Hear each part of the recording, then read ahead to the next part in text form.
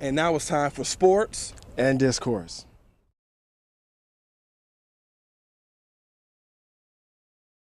Hey, we're chilling in front of the tennis courts, right? Yes, sir. So obviously, talking about tennis. That makes sense, doesn't it? That makes sense.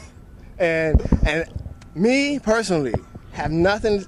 Well, I shouldn't say nothing, but there was really never a major interest in tennis until the Williams sisters hit the courts.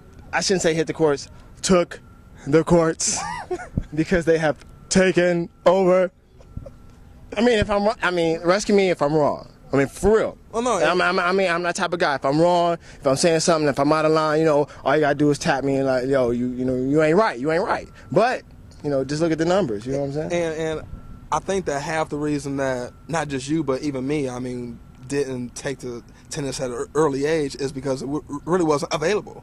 It's not like you could walk outside and hit the tennis ball around. I mean, most people didn't have rackets, as where have a football, have a few friends, or you didn't even need a football, just have a tennis ball and play some free for all. You know what I'm saying? So the game wasn't as available. You know what I'm saying, for people to play. But since the Williams sisters have taken over the court, like you mentioned, I mean, it's changed the game completely.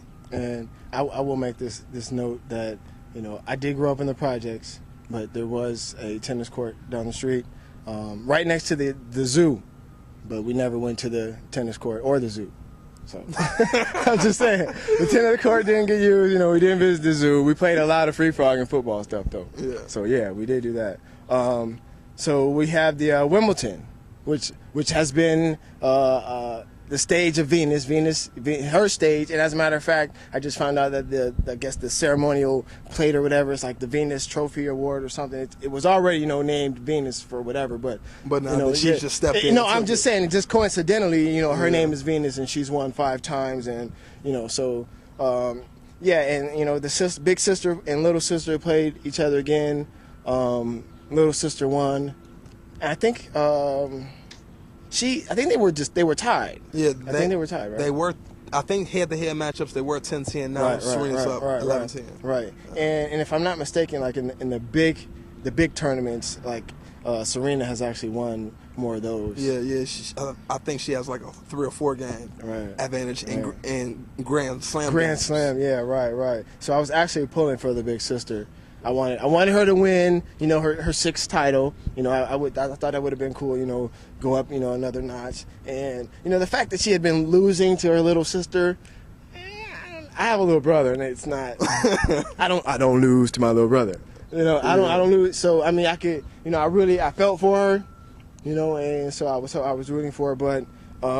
Serena just abused her after it was like after that tiebreaker. No, and not after, during the tiebreaker. There was the first match, thing, and it was 6-6. So then they had to go into a tiebreaker, and that's when it just got bad. And that's the funny thing, because during that tournament, Venus had actually had the easier time. I mean, she pretty much had been rolling people in. Serena had struggled, so a lot of people thought leading up to that match that Venus would probably have the advantage in that match. And it's funny, riding in, I was sitting here thinking, it made me think of the SEC versus the Big Ten.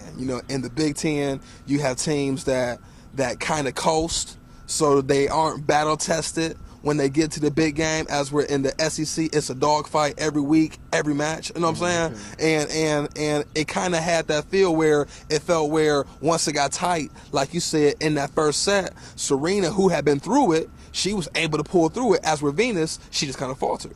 Yeah, I don't know what it was. I mean, yeah, that's cool to call it that.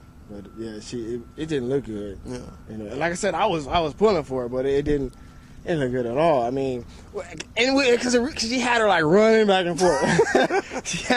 she had her running the baseline, and it was she was coming up with big shots, and she did what she needed to do. She stepped up, and she took it. On the side note, when you look at the matchups they've had, and like you said, during the Grand Slams, Serena actually has the advantage. Do you think that it's a good thing to have them in separate brackets so that they can meet up in the finals, or should they be bracketed like everybody else? And if they meet up on the same side in the quarterfinal, so be it. Right. Because and I stated right from the beginning, they're like part of my whole interest in tennis. So you know, I like seeing them compete in the championship, having, you know, a Williams sister finals. That just sounds great. You know, that's, I think, and I actually think it's really the best thing for the sport. So besides the fact that it's a personal favorite of mine, I think, you know, they're gonna, you know, more viewers are gonna tune in. You know, they're gonna sell more tickets. I mean, so and the fact that they're both they both play at a high level. So it's not like, you know, they're just putting them there. Or it's like, you know, no, these girls are playing at a very high level. They both step up, and you know, they win separately and individually, and you know, they win the doubles. So it's like they're just the best two in the world. And how long are they going to hold it out? Now that's going to be the next question. How long will they reign at the top? You know, because it had been like what, 6 years or something since Serena had won Wimbledon, and that was like the longest drought. So you know, their careers have, you know, they've been playing for a while. They started as little girls. We saw their beads falling out on the court and everything. So they're women now. They're entrepreneurs. They're moguls. They're icons. How long, you know, will they be able to reign and compete at that high level? You know? Well, you know, I think that mainly comes down to focus. You know, I mean, back when they had the low where they really weren't competing at a high level, it was because they had side things going on. You know, Serena, I believe she was she was like a stylist. She was creating her own clothing line, so she had some other side things going on. We could change. Okay, we summed up the Williams sisters' reign in women's tennis. Okay, we summed that up. What about the men's game? Wimbledon? I mean, what about the men's game? There's not much for me to say. I'm sorry. I can't help but watch Venus and Serena. You know. I mean, obviously the big thing going on right now is Roger Federer winning his 15th title and actually breaking the record that was set by Pete Sampras. But you know, just okay, there's a topic. Looking at that match, so there is a men's game still. There was a men's game, and you know, I was kind of disappointed because one of my favorite tennis players right now is Rafael Nadal, and he actually didn't play in this last tournament because he was injured, which, if you ask me, that's the reason that Federer won, because he didn't have to face him. Because the last few times they Federer faced, killer slayer, that boy's been knocking him out. Right. Where's he from? Spain. Spain, the Spaniard. Exactly. He's got that long black hair. He's killing. Right. Been slaying them like the bulls. Been slaying them like the bulls. Right.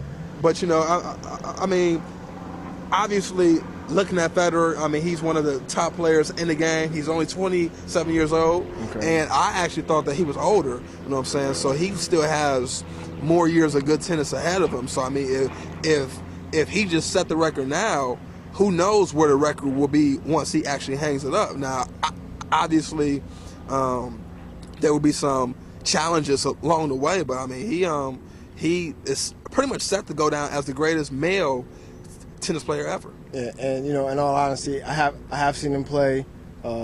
He's very good. You know, he's nice. He hits the ball really well. So he's got a nice swing, and is it called? Yeah, they call it a swing, right? Yeah. So, right. He like having a mic, don't he? I told you ready for a show. You had to be ready for a show. I tried to give it to you earlier. I told you. I mean, I hope you was ready, because I was ready. I'm saying. Yes, I do enjoy this.